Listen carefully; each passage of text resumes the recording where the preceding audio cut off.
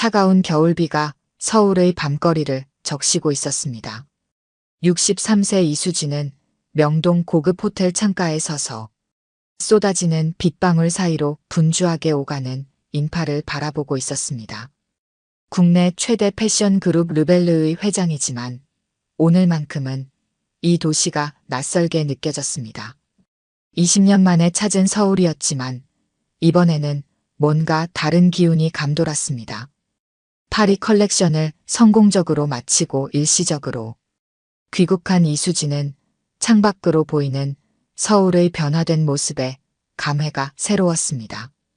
저녁 식사 시간이 되어 이수진은 호텔을 나섰습니다. 고급 레스토랑 예약이 되어 있었지만 오랜만에 서울의 밤거리를 걷고 싶은 충동이 들었습니다. 우산을 받쳐들고 명동 거리를 천천히 걸었습니다. 화려한 쇼윈도와 북적이는 사람들 사이로 이수진은 조용히 걸음을 옮겼습니다. 그때였습니다. 작은 그림자가 이수진의 발걸음을 멈추게 했습니다. 10살 남짓한 소년이 비에 젖은 채 건물 처마 밑에 웅크리고 있었습니다. 흠뻑 젖은 머리카락 사이로 보이는 창백한 얼굴이 이수진의 시선을 사로잡았습니다. 소년은 동전을 구하려 이수진에게 다가왔습니다. 저기요, 혹시 동전 좀 있으세요? 버스비가 없어서요. 이수진은 소년을 자세히 바라보았습니다. 이름이 뭐니? 서준호입니다. 소년이 대답했습니다. 버스비만 필요한 거니 아니면 다른 것도? 준호는 잠시 망설이다 고개를 숙였습니다. 사실 오늘 저녁도 못 먹었어요. 아빠가 늦게 끝난다고 해서. 이수진은 지갑을 열려다 문득 멈칫했습니다. 준호의 왼쪽 손목에 채워진 은빛 팔찌가 빗물에 반짝이고 있었기 때문이었습니다. 그것은 20년 전 자신이 딸 지민에게 생일 선물로 주었던 팔찌와 똑같았습니다. 그 팔찌 어디서 났니? 이수진의 목소리가 떨렸습니다. 준호는 팔찌를 만지작거리며 대답했습니다. 이거요? 엄마가 주셨어요. 엄마의 보물이었는데 제가 5살 때 저한테 주셨어요. 내 엄마 이름이 혹시? 이수진은 가슴이 두근거리며 물었습니다. 한지민이요. 준호가 대답했습니다. 이수진의 심장이 빠르게 뛰기 시작했습니다. 20년 전 자신이 의절했던 딸의 아들, 자신의 외손자가 눈앞에 있었던 것입니다. 지금 어디 살고 있니? 이수진은 떨리는 목소리를 억누르며 물었습니다. 저기 신촌 쪽이요. 아빠랑 둘이 살아요. 아빠는 피아노 가르치시는데 오늘은 늦게까지 레슨이 있대요. 그래, 배고프지? 우선 뭐라도 먹자. 그리고 내 아빠한테도 연락해보자. 이수진은 망설임 없이 준호의 작은 손을 잡았습니다. 소년의 차가운 손이 자신의 따뜻한 손 안에서 떨리고 있었습니다. 비가 내리는 명동거리, 두 사람의 뒷모습을 가로등 불빛이 길게 느려 비추었습니다. 이수진의 마음속에는 이미 오래전에 닫아버린 과거의 문이 서서히 열리기 시작했습니다. 근처 따뜻한 식당에서 준호는 배고픈 듯 음식을 급하게 먹어치웠습니다. 이수진은 그런 준호를 조용히 지켜보며 복잡한 감정에 휩싸였습니다. 딸에 대한 그리움, 후회, 그리고 이제야 찾은 외손자에 대한 미안함이 교차했습니다. 준호는 아저씨에게 문자를 보냈다고 했습니다. 이수진이 아빠라고 부르지 않느냐고 묻자 준호는 강민석 아저씨는 새아빠라고 설명했습니다. 엄마가 재혼했다는 것이었습니다. 진짜 아빠는 먼 곳에 있다고만 들었다고 했습니다. 이수진은 침묵 속에서 지민의 인생에 대해 아무것도 몰랐다는 사실이 더욱 가슴 아프게 다가왔습니다. 20년 전 지민이 평범한 음악대학생과 사랑에 빠졌을 때 이수진은 완강하게 반대했습니다.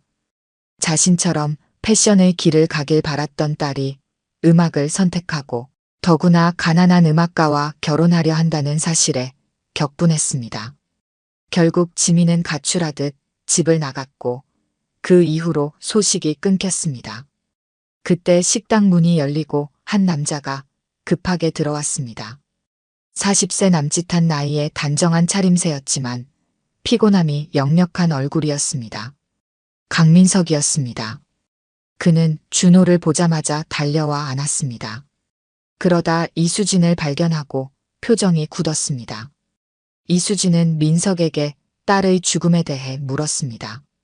민석은 5년 전 교통사고였다고 설명했습니다.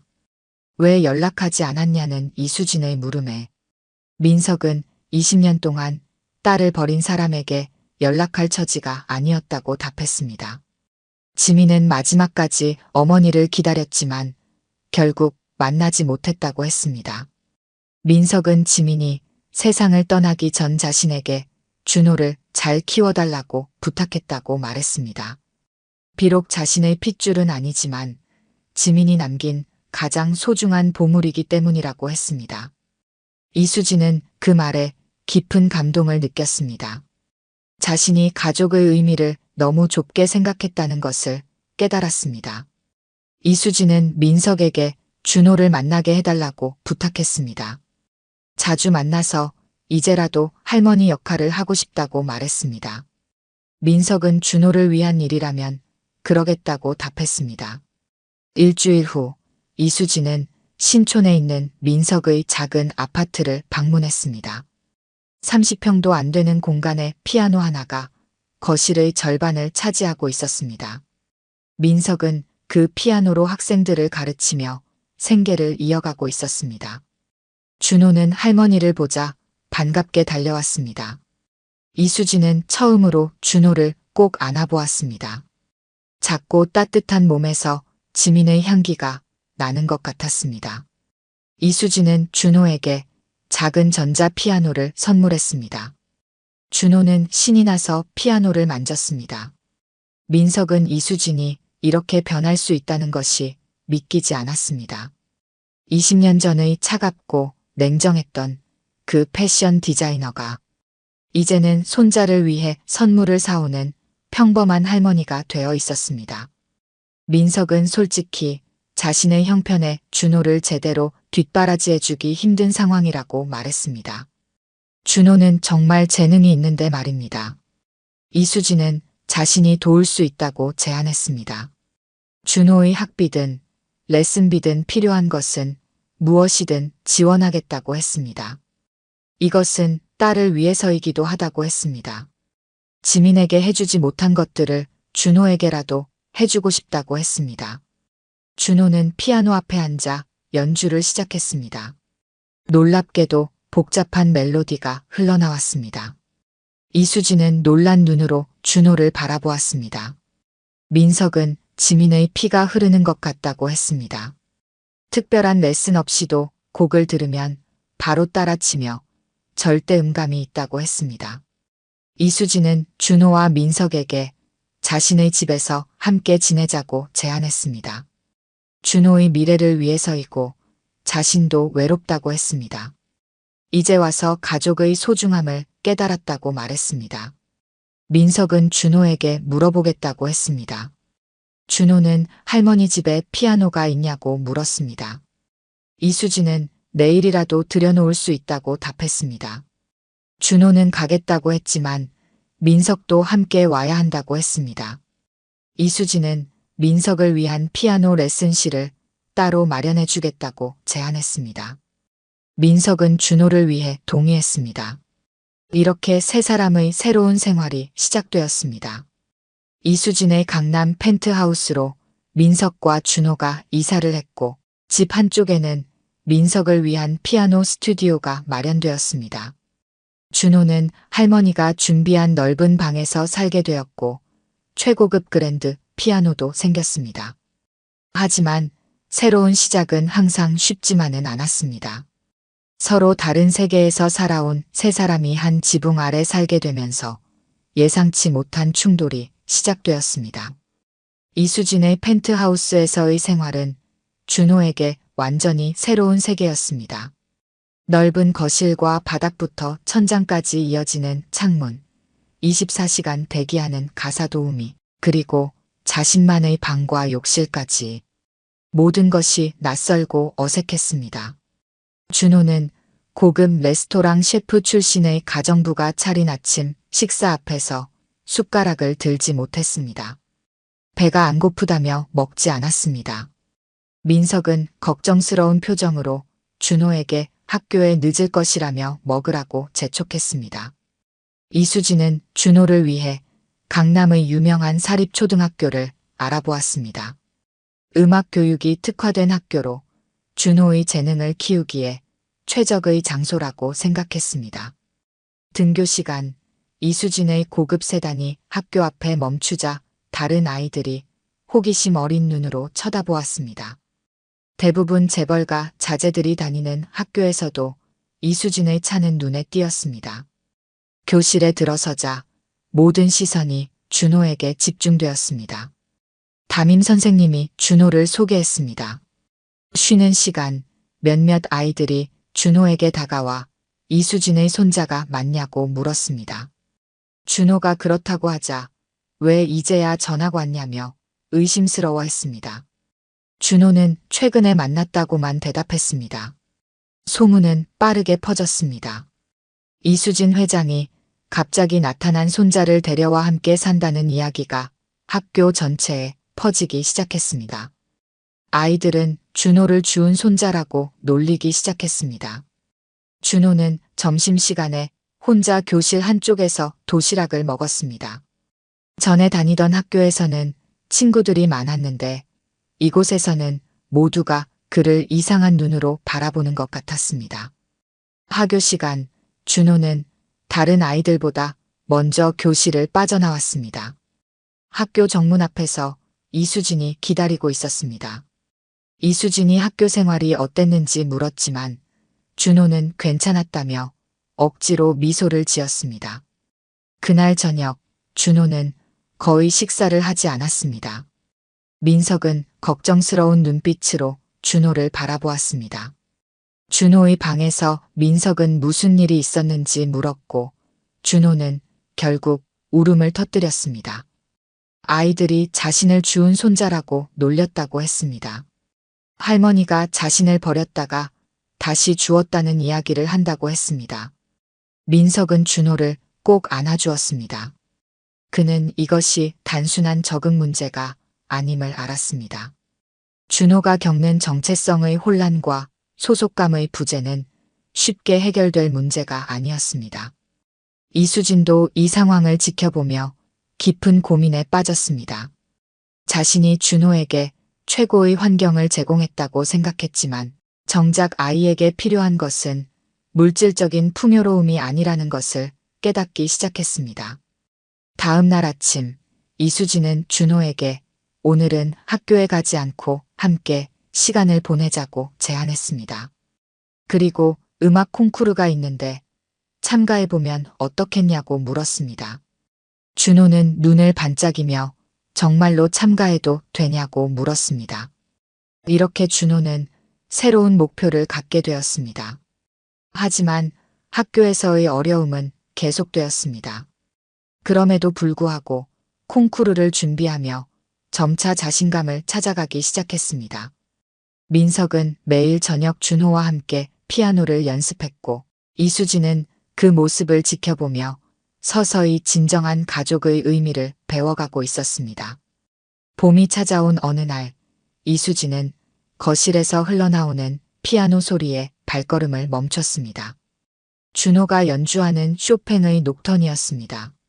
몇 주 전부터 민석의 지도로 준호는 점점 더 복잡한 곡들을 연주하기 시작했습니다.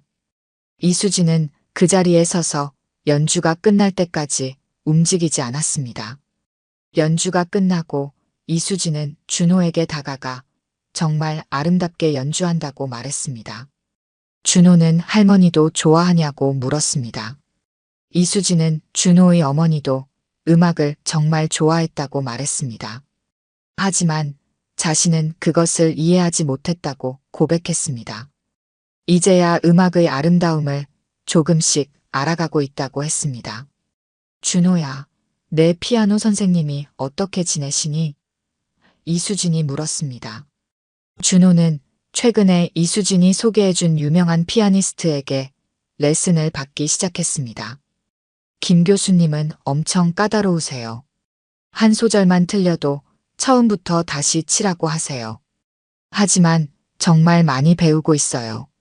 준호의 목소리에는 힘듦과 자부심이 함께 묻어났습니다.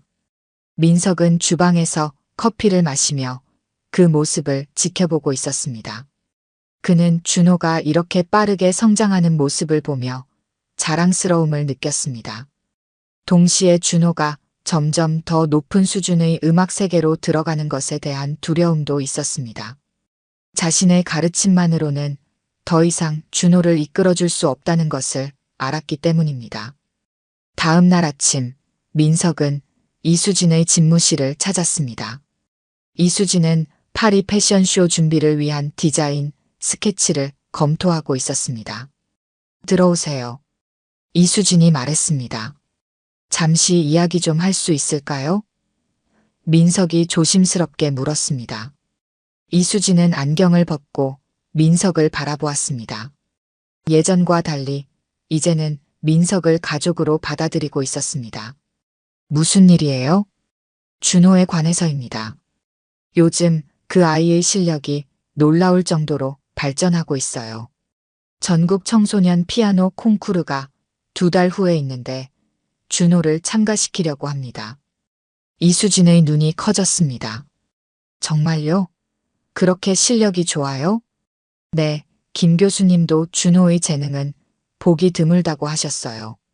특히 음악적 감성이 뛰어나다고요.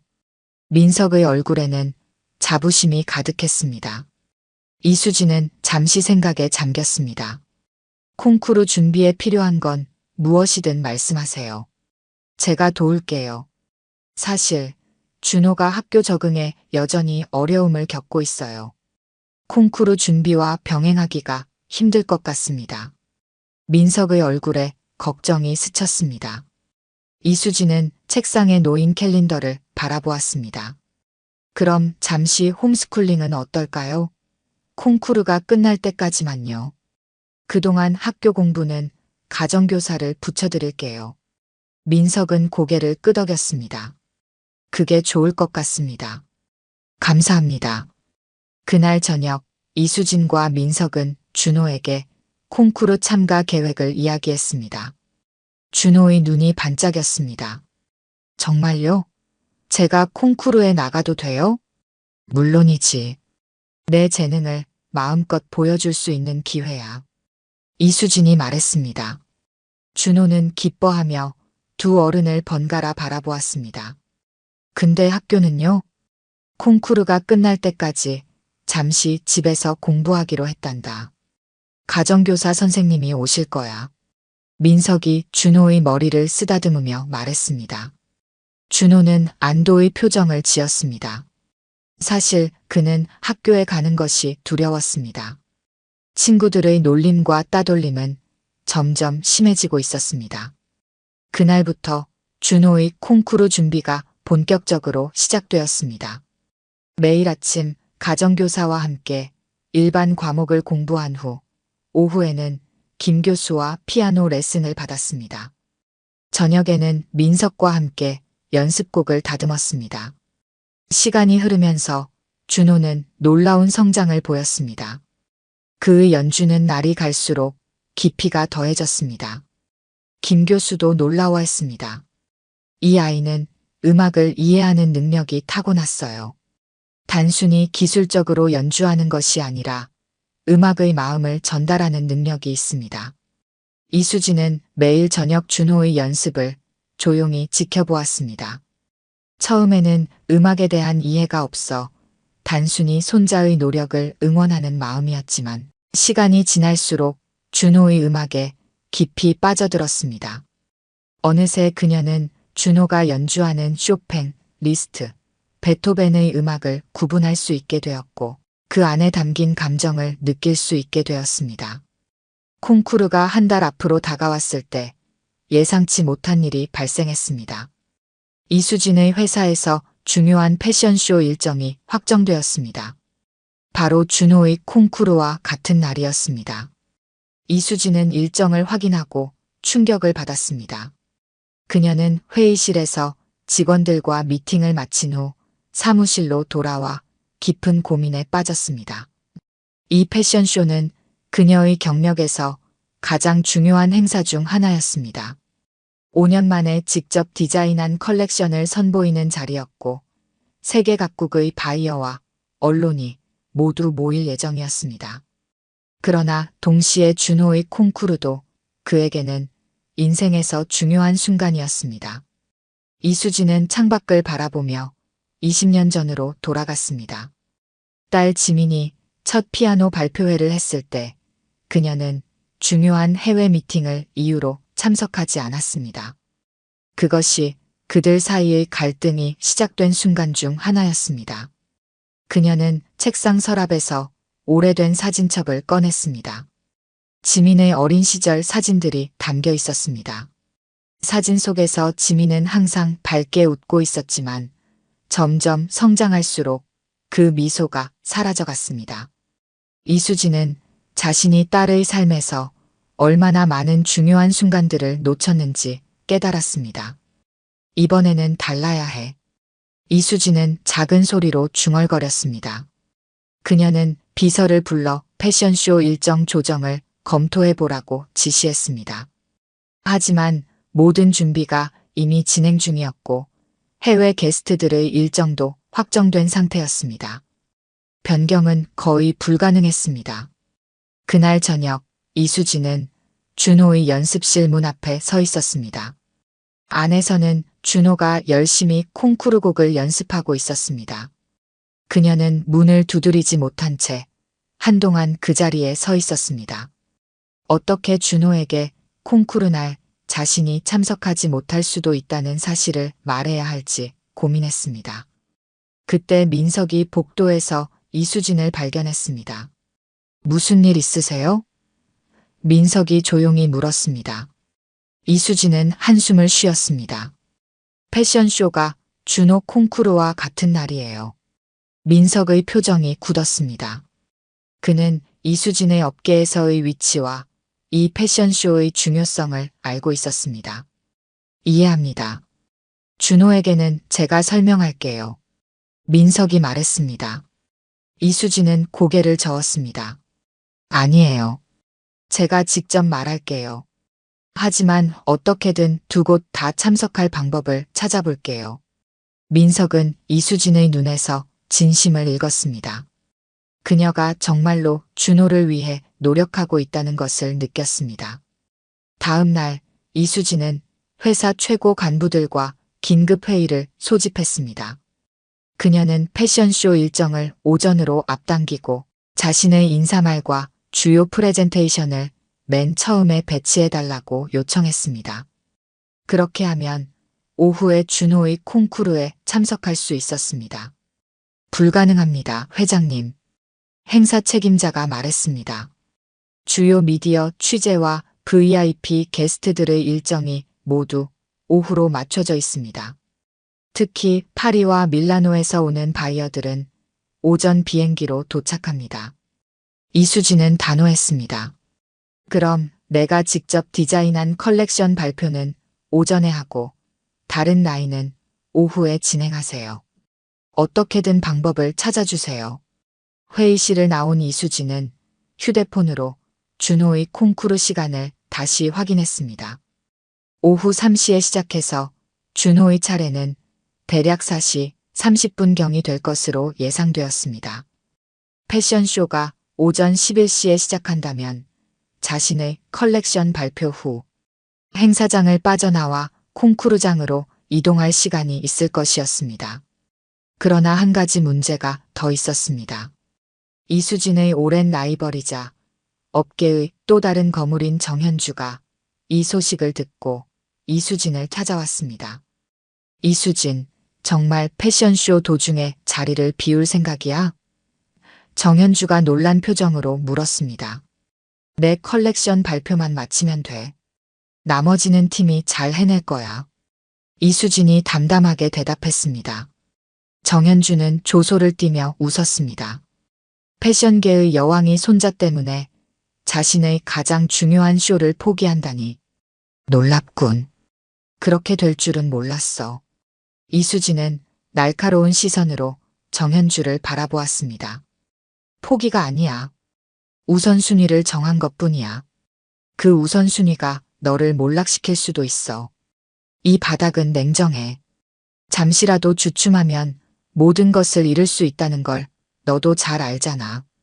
정현주의 목소리에는 경고와 함께 은근한 만족감이 묻어났습니다. 이수진은 아무 말도 하지 않았습니다. 정현주의 말이 완전히 틀린 것은 아니었습니다. 패션업계는 늘 새로운 것을 갈구했고 잠시라도 관심에서 벗어나면 빠르게 잊혀질 수 있었습니다. 그날 저녁 이수진은 평소보다 일찍 집에 돌아왔습니다. 거실에서는 준호가 열심히 연습하고 있었고 민석은 옆에서 지도하고 있었습니다. 그들은 이수진이 들어오자 잠시 연습을 멈추었습니다. 오늘은 일찍 오셨네요. 민석이 말했습니다. 이수진은 준호에게 다가가 앉았습니다. 준호야, 할머니가 할 말이 있어. 준호는 호기심 어린 눈으로 이수진을 바라보았습니다. 내 콩쿠르 날 할머니가 중요한 패션쇼가 있단다. 그래서 처음부터 함께 있지 못할 수도 있어. 하지만 최대한 빨리 달려갈게. 내가 연주하는 순간에는 꼭 그 자리에 있을 거야. 준호의 눈에 실망감이 스쳤지만 이내 이해한다는 듯 고개를 끄덕였습니다. 괜찮아요, 할머니. 할머니 일도 중요하니까요. 이수진은 준호의 어른스러운 반응에 마음이 아팠습니다. 그녀는 준호의 손을 꼭 잡았습니다. 약속할게. 어떤 일이 있어도 내 연주는 꼭 보러 갈 거야. 준호는 미소를 지었습니다. 네.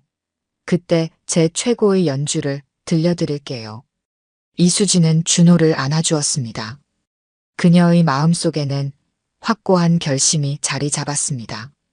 어떤 대가를 치르더라도 이번에는 가족을 위한 선택을 할 것이었습니다. 콩쿠르가 일주일 앞으로 다가온 어느 저녁, 이수진은 자신의 서재에서 오래된 앨범을 꺼내보고 있었습니다. 지민이 어렸을 때 찍은 사진들이었습니다. 그 중에는 지민이 피아노 앞에 앉아있는 사진도 있었습니다. 이수진은 그때 지민의 음악에 관심을 보이지 않았던 것을 후회했습니다. 사진을 넘기다 보니 지민의 첫 피아노 발표회 팸플릿이 나왔습니다. 그날 이수진은 중요한 해외 바이어와의 미팅 때문에 참석하지 못했었습니다. 팸플릿 뒷면에는 지민이 어린 글씨로 적어놓은 메모가 있었습니다. 엄마, 오늘 발표회에서 1등 했어요. 엄마가 봤으면 좋았을 텐데. 이수진의 눈에 눈물이 고였습니다.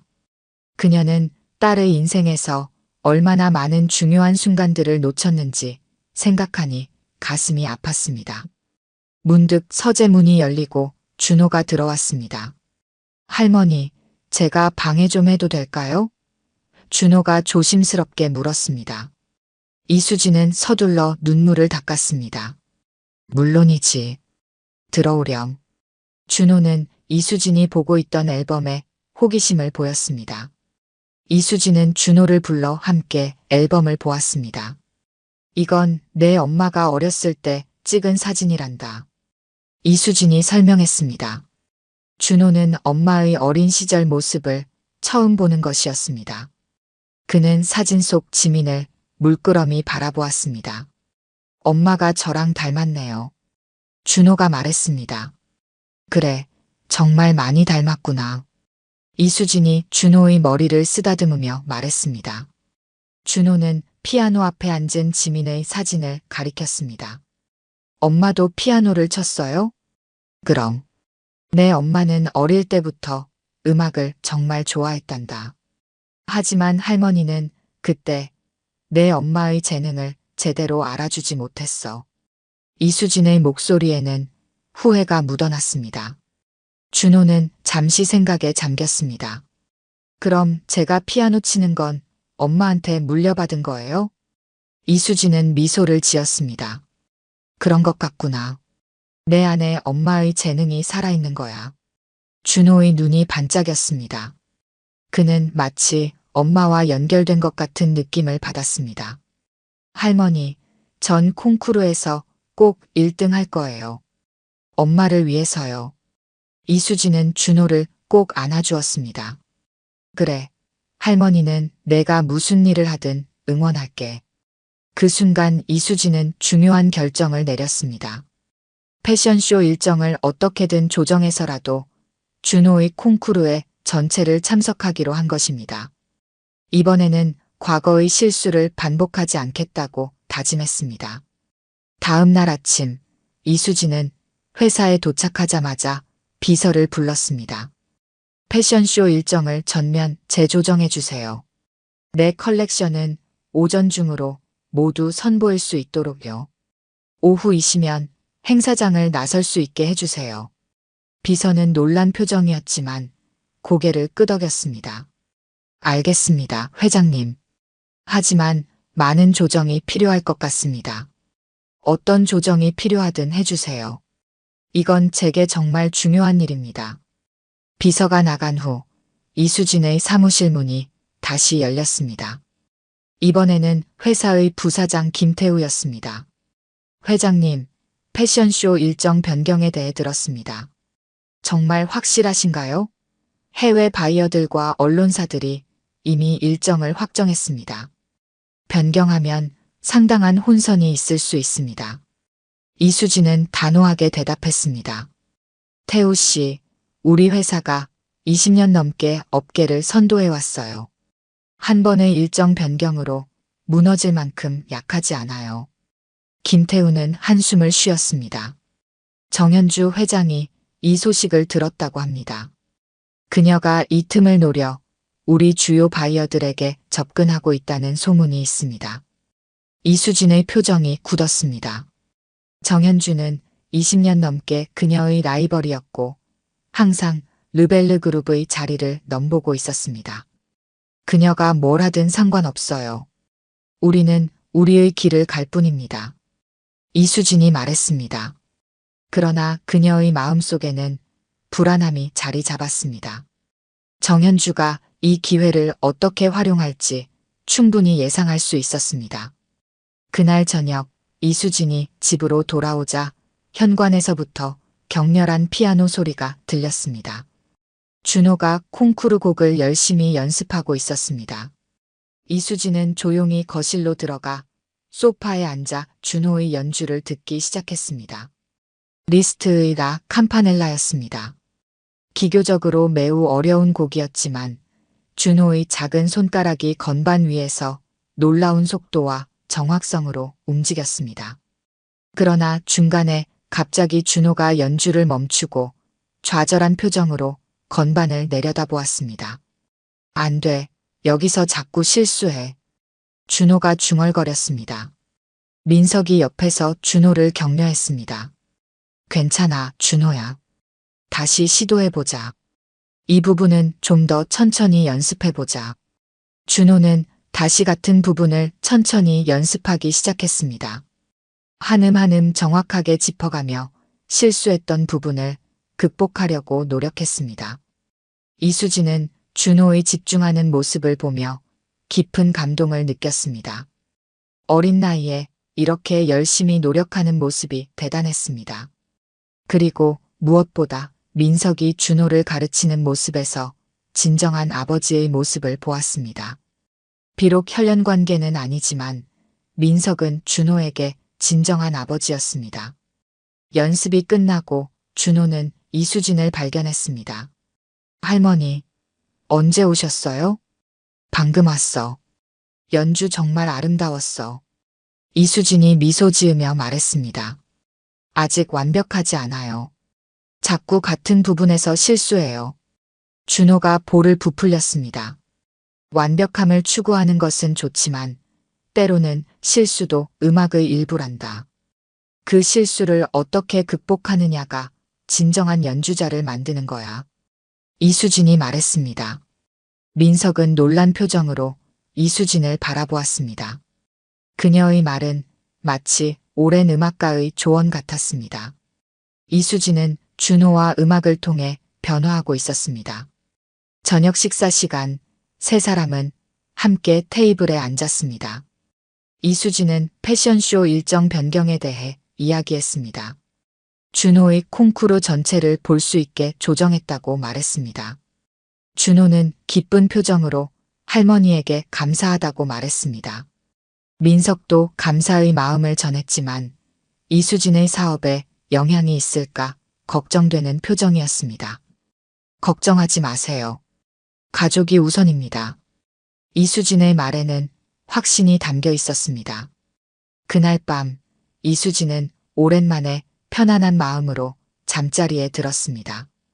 비록 앞으로 업계에서 어떤 도전이 기다리고 있을지 모르지만 이번만큼은 자신의 선택이 옳다고 확신했습니다. 지민을 잃은 후 준호는 그녀에게 주어진 두 번째 기회였습니다. 이번에는 그 기회를 놓치지 않을 것이었습니다. 콩쿠르 당일 서울예술의전당은 전국에서 모인 어린 피아니스트들과 그 가족들로 붐볐습니다. 대기실에서 준호는 긴장한 표정으로 민석의 마지막 조언을 듣고 있었습니다. 민석은 준호의 어깨를 가볍게 두드리며 긴장을 풀어주려 했습니다. 한편 이수진은 패션쇼 현장에서 마지막 준비를 지시하고 있었습니다. 그녀의 최신 컬렉션이 공개되는 순간이었습니다. 모델들이 런웨이를 오가며 이수진의 디자인을 선보였고 관객들은 큰 박수로 화답했습니다. 이수진은 무대에 올라 인사했지만 그녀의 마음은 이미 예술의전당으로 향해 있었습니다. 이수진, 자리를 비우긴 이르지 않아? 패션쇼가 절정에 달했을 때 정현주가 이수진에게 다가와 속삭였습니다. 중요한 바이어들이 당신과 직접 이야기하고 싶어해. 지금 가면 큰 계약을 놓칠 수도 있어. 이수진은 시계를 확인했습니다. 이미 예정보다 30분이 지연된 상태였습니다. 이대로라면 준호의 연주를 놓칠 수 있었습니다. 괜찮아, 정현주. 나에겐 더 중요한 약속이 있어요. 이수진은 단호하게 말했습니다. 패션쇼 현장을 빠져나온 이수진은 서둘러 차에 올랐습니다. 교통체증으로 길이 막혀 있었지만 그녀는 운전기사에게 최대한 빨리 가달라고 부탁했습니다. 그녀의 손에는 지민의 시계가 쥐어져 있었습니다. 20년 전 딸에게 준 시계와 짝을 이루는 것이었습니다. 예술의전당에 도착했을 때 콩쿠르는 이미 한창 진행 중이었습니다. 이수진은 서둘러 공연장 안으로 들어갔습니다. 마침 준호의 순서가 다가오고 있었습니다. 그녀는 앞줄에 자리를 잡고 있는 민석 옆으로 가 앉았습니다. 늦으실 줄 알았어요. 민석이 작은 목소리로 말했습니다. 어떤 일이 있어도 오겠다고 약속했잖아요. 이수진이 대답했습니다. 사회자가 준호의 이름을 호명했습니다. 무대에 오른 준호는 잠시 관객을 둘러보았습니다. 앞줄에서 이수진과 민석이 앉아 있는 것을 본 순간 그의 표정이 밝아졌습니다. 준호는 심호흡을 하고 피아노 앞에 앉았습니다. 첫 음이 울려 퍼졌습니다. 리스트의 라 캄파넬라가 콘서트홀을 가득 메웠습니다. 준호의 작은 손가락이 건반 위에서 춤을 추듯 움직였습니다. 그것은 단순한 연주가 아니었습니다. 준호는 자신의 모든 감정을 음악에 담았습니다. 엄마에 대한 그리움, 할머니와 민석 아저씨와 함께한 시간, 그리고 미래에 대한 희망까지. 이수진은 준호의 연주를 들으며 지민의 모습이 오버랩되는 것을 느꼈습니다. 눈물이 그녀의 눈가에 맺혔습니다. 민석도 감동에 젖어 있었습니다. 그는 준호를 위해 무한한 자부심을 느꼈습니다. 연주가 끝나고 준호가 인사를 하자 객석에서는 우레와 같은 박수가 터져나왔습니다. 관객들은 기립박수를 보냈고 심사위원들도 감동한 표정이었습니다. 시상식에서 준호는 금상을 수상했습니다. 트로피를 받은 준호는 무대 아래 이수진과 민석을 바라보며 환하게 웃었습니다. 그것은 단순한 콩쿠르 우승이 아니라 세 사람 모두에게 새로운 시작을 의미했습니다. 시상식 후 이수진은 휴대폰을 확인했습니다. 수십 통의 부재중 전화와 메시지가 와 있었습니다. 패션쇼 현장에서 그녀의 부재로 인한 혼란이 있었던 것 같았습니다. 특히 중요한 해외 바이어들과의 미팅이 취소되었다는 소식도 있었습니다. 문제가 있나요? 민석이 걱정스럽게 물었습니다. 이수진은 휴대폰을 가방에 넣으며 미소 지었습니다. 아무것도 아니에요. 해결할 수 있는 일이에요. 그녀는 준호에게 다가가 꼭 안아주었습니다. 정말 자랑스러워, 준호야. 내 연주는 완벽했어. 준호는 행복한 표정으로 트로피를 들어 보였습니다. 엄마를 위한 거예요. 엄마가 하늘에서 봤을 거예요. 그렇죠? 이수진은 고개를 끄덕였습니다. 물론이지. 엄마는 항상 너를 지켜보고 있을 거야. 세 사람은 손을 잡고 공연장을 나왔습니다. 봄비가 내리기 시작했지만 그들의 마음은 따뜻했습니다. 이수진은 업계에서의 지위와 명성이 흔들릴지도 모른다는 불안감이 있었지만 준호와 민석과 함께하는 그 순간이 그 어떤 성공보다 값진 것임을 알았습니다. 다음 날 아침 이수진은 회사에 출근했습니다. 예상대로 상황은 좋지 않았습니다. 중요한 계약 몇 건이 정현주의 회사로 넘어갔고 언론에서는 이수진이 패션쇼 중간에 자리를 비운 것에 대해 비판적인 보도를 내보내고 있었습니다.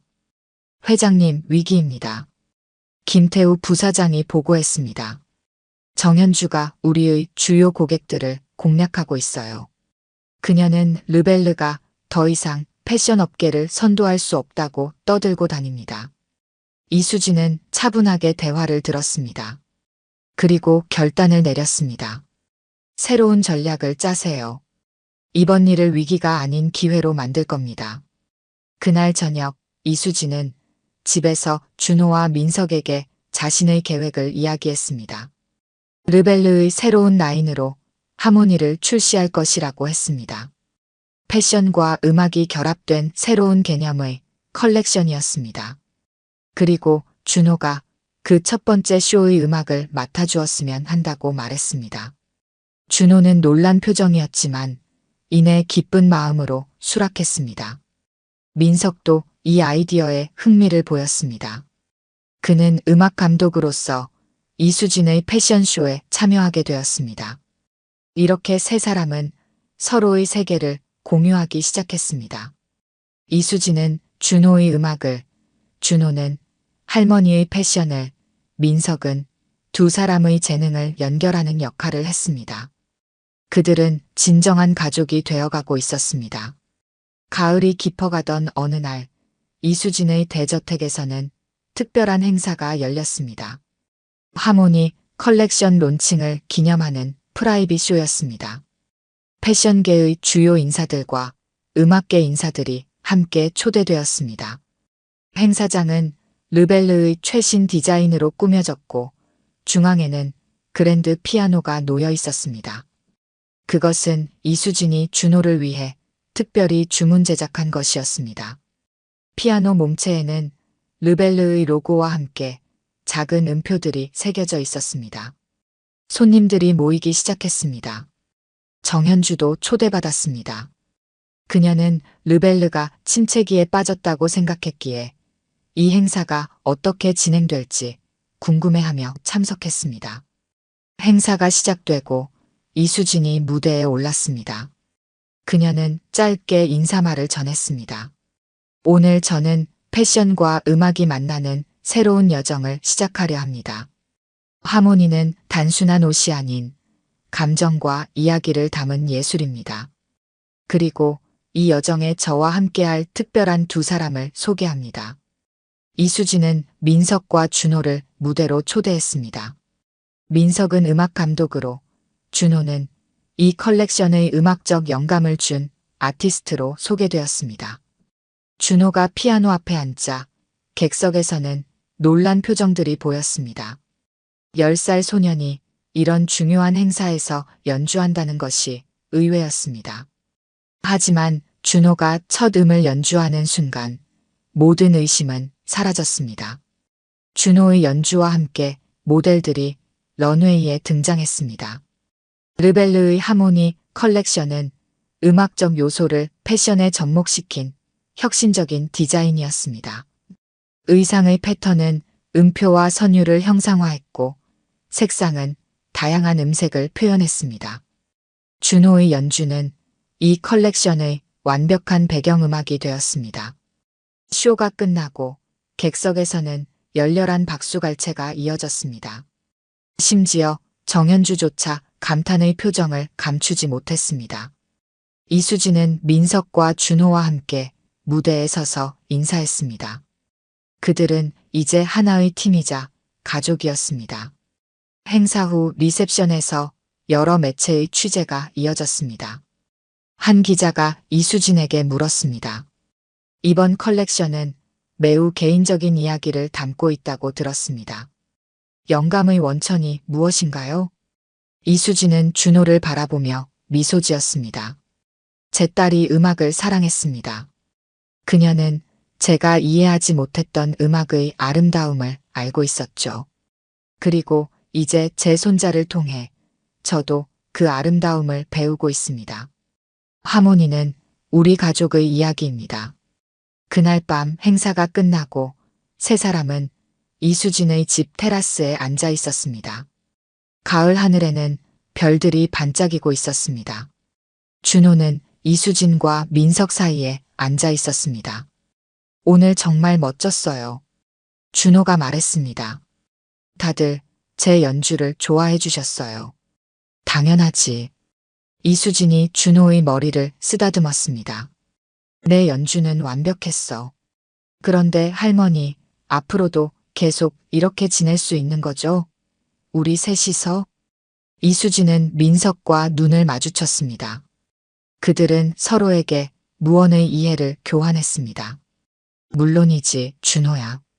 우리는 이제 가족이야. 영원히 함께 할 거야. 이수진이 대답했습니다. 준호는 만족한 표정으로 두 어른의 손을 잡았습니다. 그들은 함께 밤하늘을 올려다보았습니다. 어딘가에서 지민도 그들을 지켜보고 있을 것이라고 생각하며 이수진은 마음속으로 딸에게 말했습니다. 이제야 진정한 행복이 무엇인지 알게 되었구나, 지민아. 늦었지만 엄마가 너의 아들을 잘 돌볼게. 가을바람이 세 사람 주위를 감쌌습니다. 그것은 마치 새로운 시작을 축복하는 듯 했습니다. 이수진, 민석, 그리고 준호는 이제 과거의 상처를 치유하고 새로운 가족으로서의 여정을 시작했습니다. 그들의 이야기는 이제 막 시작되었습니다. 오늘 들려드린 이야기가 여러분의 마음에 작은 울림이 되었기를 바랍니다. 아까 깜빡하신 분들이 계셨다면 좋아요와 구독 부탁드려요. 다음 사연을 들려드리는데 큰 힘이 된답니다. 그리고 여러분의 이야기도 댓글로 들려주세요. 다음 이야기 때 또 뵙겠습니다.